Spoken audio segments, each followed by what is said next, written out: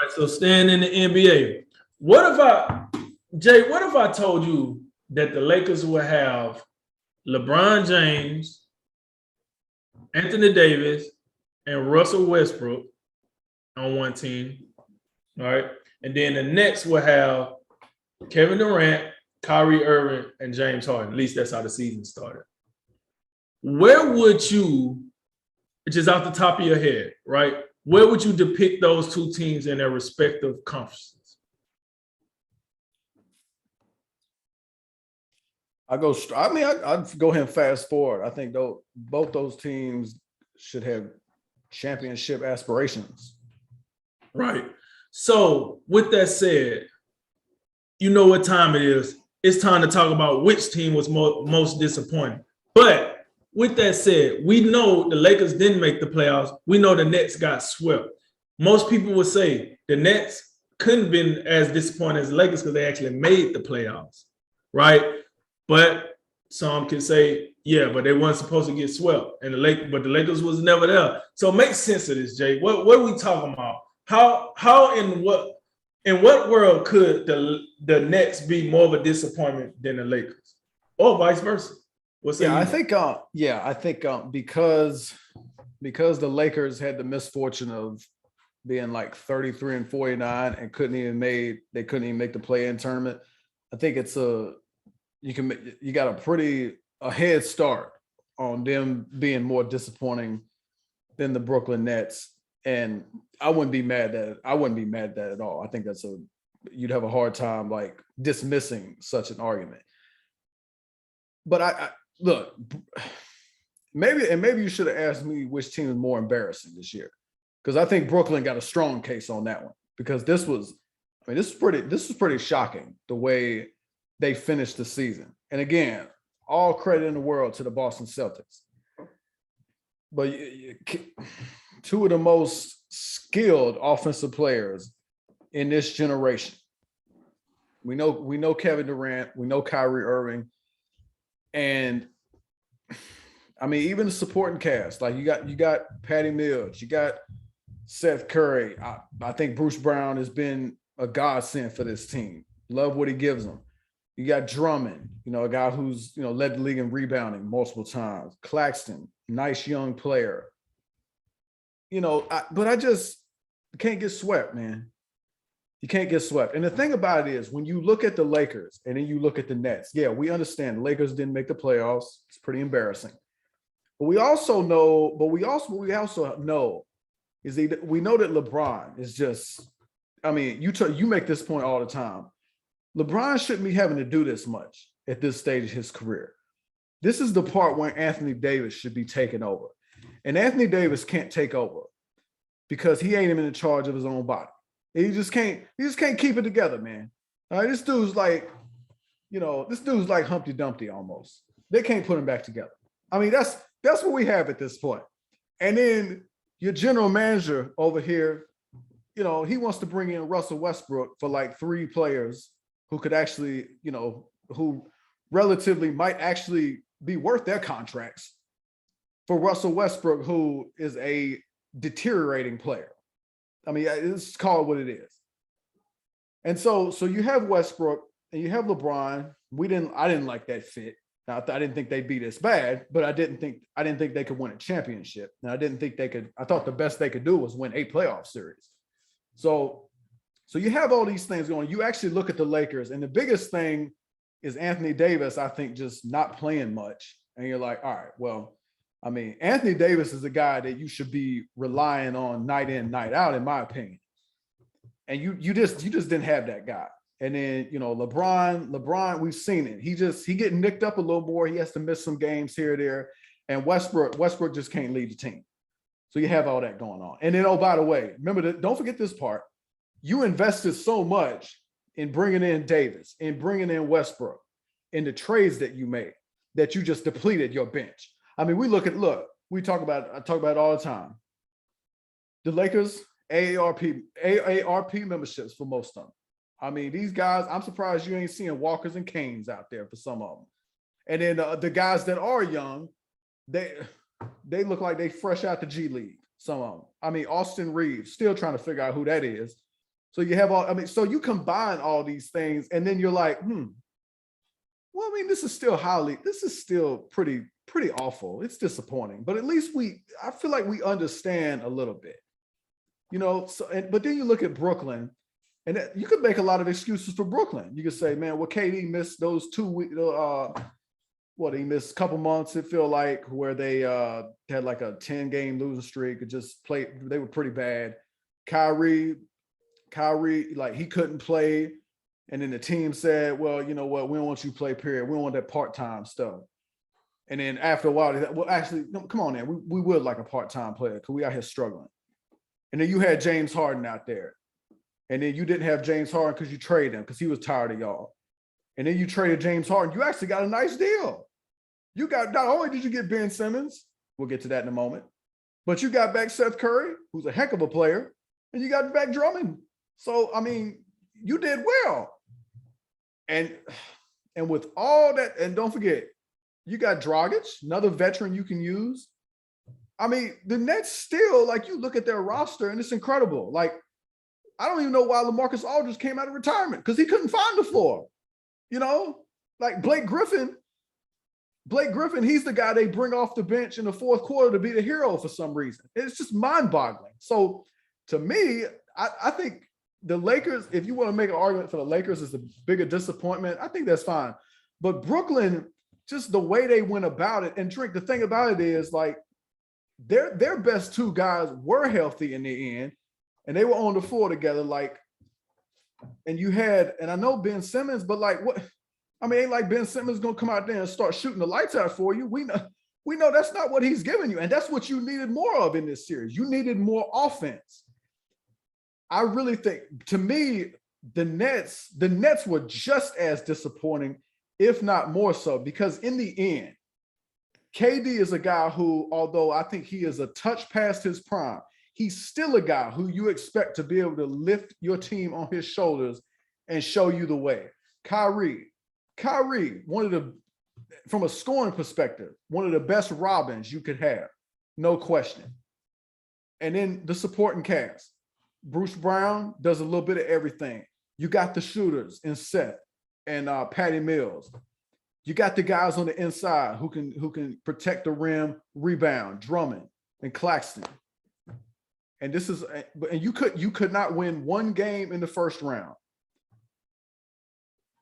I mean, I don't know what you do with that. And then it goes back to the point of where, look, and I'm not blaming Steve Nash for this necessarily, but this is why when you hire a coach with guys with these personalities, with these kind of stars, it would help if you get a coach who actually has some experience.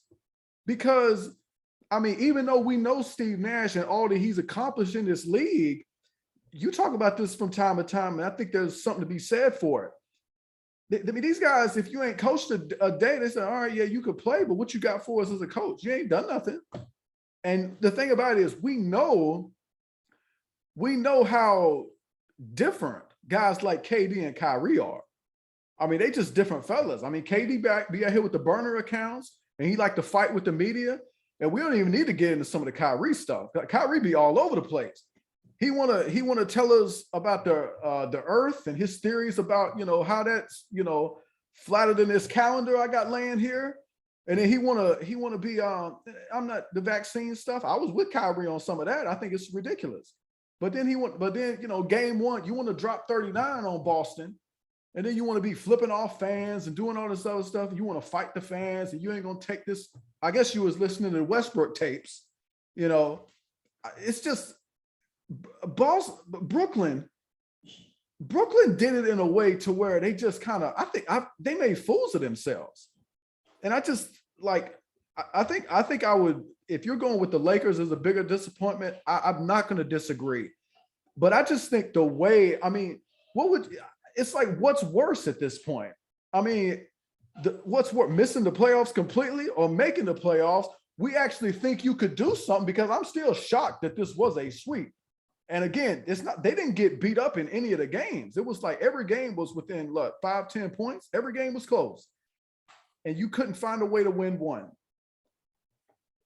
I think for me, I think Brooklyn was maybe not the bigger disappointment, but they were the more embarrassing team. That it was embarrassing the way they finished. Okay, so to start off where you left off. Let me jump back in real quickly one more. We Okay. talk about the big threes, real quick, the big threes. I think at the beginning of the season, I said this, both of these teams had the most talented big threes. You talk about Westbrook, AD, and LeBron. Brooklyn, Kyrie, KD, and James Harden. Brooklyn had a big four. Not at the same time, but they traded James Harden for Ben Simmons. And this guy, look, James Harden didn't want to be there. Ben Simmons, he don't want to be nowhere, it appears. He don't want to be nowhere. You got nothing out of him. And Drake, by the way, I told you this, right? They said before game 3, oh, Ben Simmons is going to play game 4. And I said this.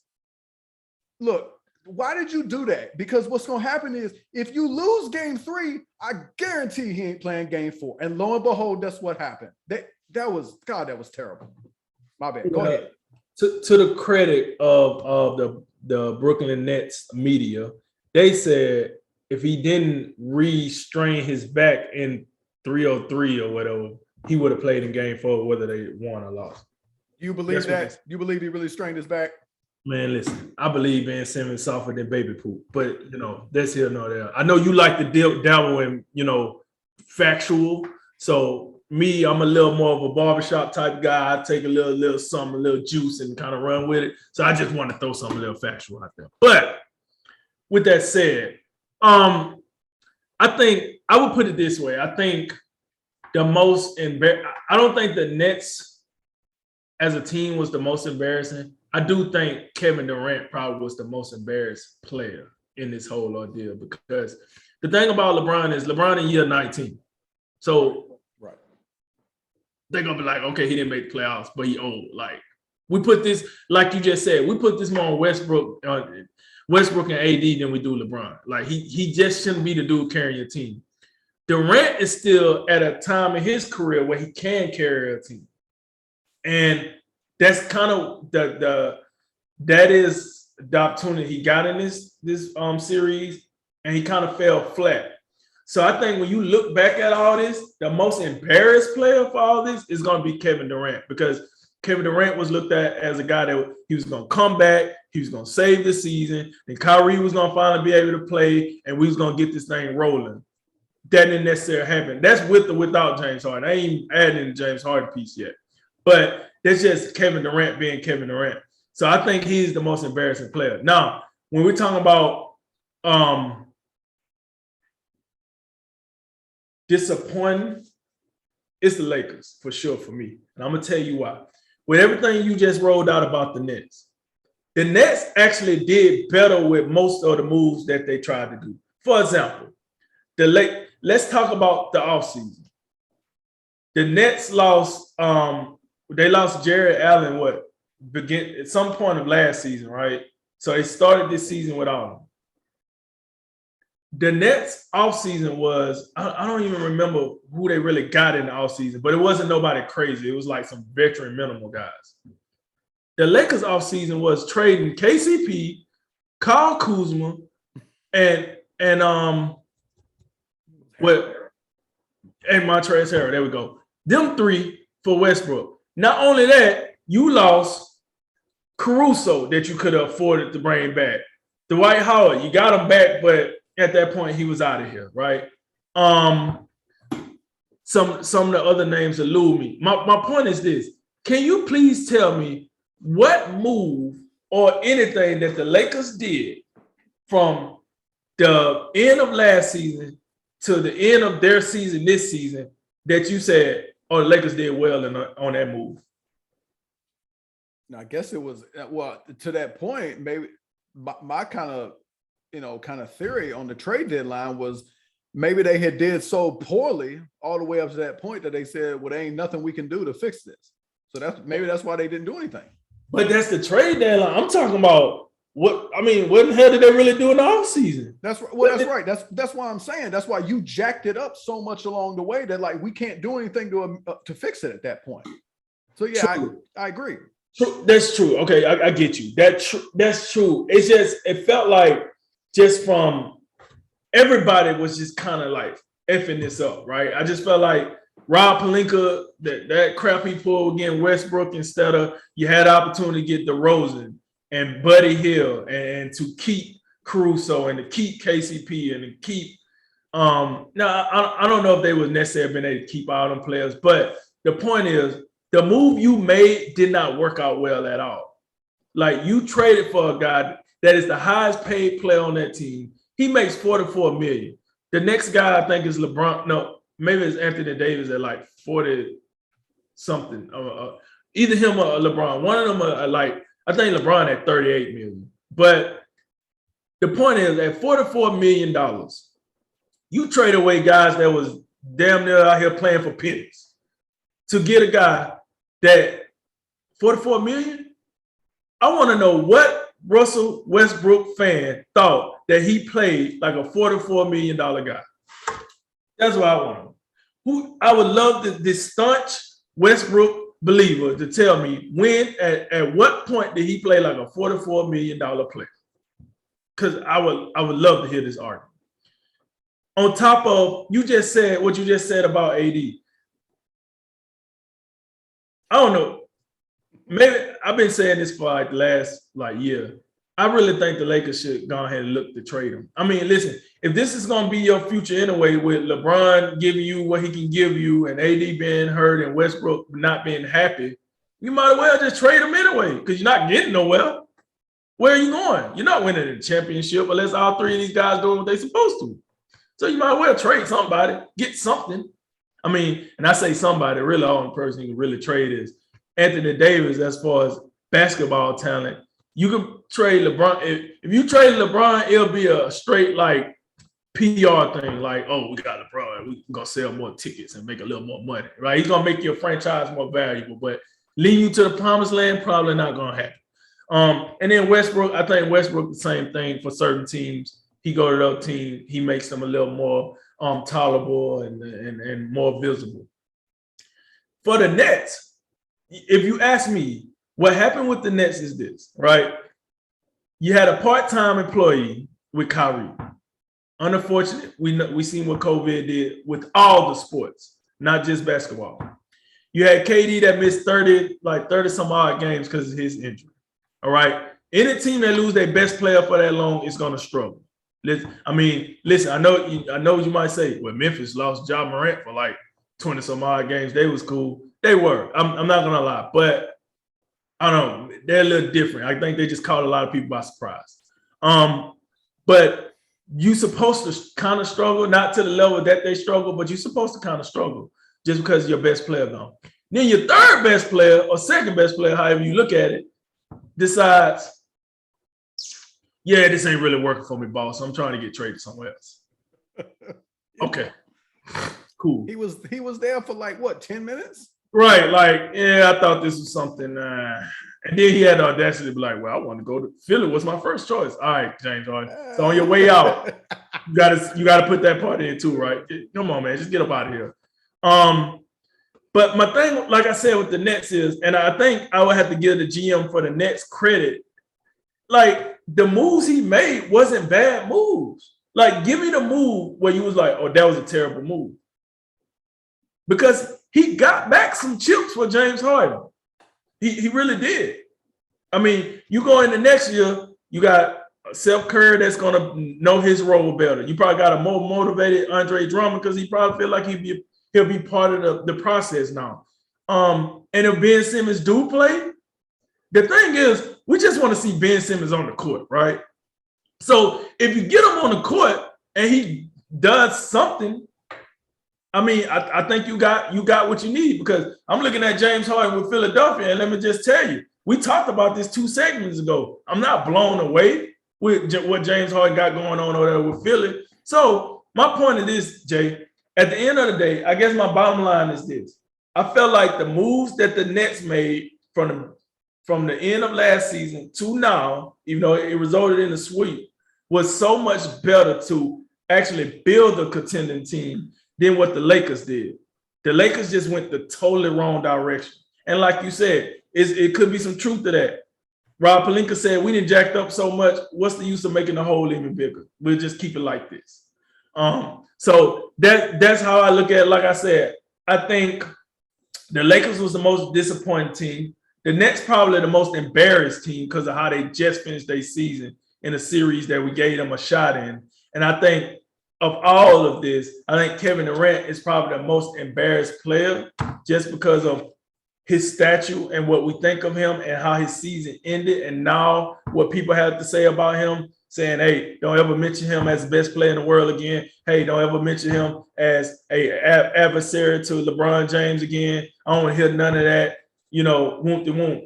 He's only what he is because of Golden State. Like stuff like that. I think this really probably got under KD's skin. I don't think he's gonna pull a Ben Simmons or anything, but I think he probably got the short end of that. But yeah, man, like I say, I definitely think the Lakers were more disappointing, but the Nets was more embarrassed. If you widen this out a little bit, and I don't want to rephrase the question, but to me, and I said this, I don't know, maybe last show, a couple shows ago, at least the Lakers, as bad as it seems right now, they did get a title out of this. They did get a title out of the LeBron era. This is the third season. Of course, KD missed the first season with the Achilles, but this is the third season of KD, Kyrie, and whatever. They've got one playoff series win. This is an abject failure right now.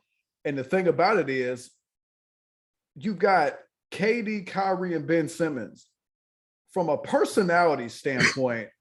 And of course, on the basketball court, maybe it could turn out to be good if you ever get Ben Simmons out there. But this looks like a nightmare for Steve Nash to deal with those three guys. Because Ben Simmons, he's gonna be over in behavioral health. Kyrie there'll be some cause that happens that he want to go be the activist. KD just want a ball, but like this stuff, I really think this stuff is gonna wear on KD because there's a lot of external foolishness.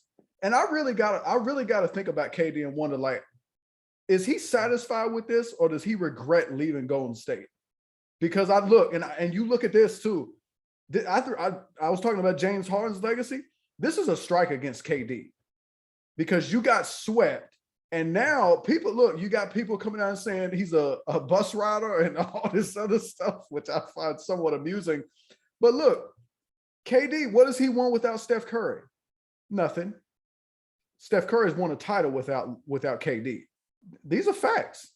And look, when it's not the same thing, but look, Kyrie left LeBron to beat a man, couldn't beat a man. KD was the best player on that Golden State team, but like you say, and I think correctly so, that's still Steph's team. And it still is today. So I don't know. I think this Brooklyn thing right now, it's damaging KD's legacy. It's damaging Kyrie's as well. This is a failure right now. And we'll see if they can get it together as we progress.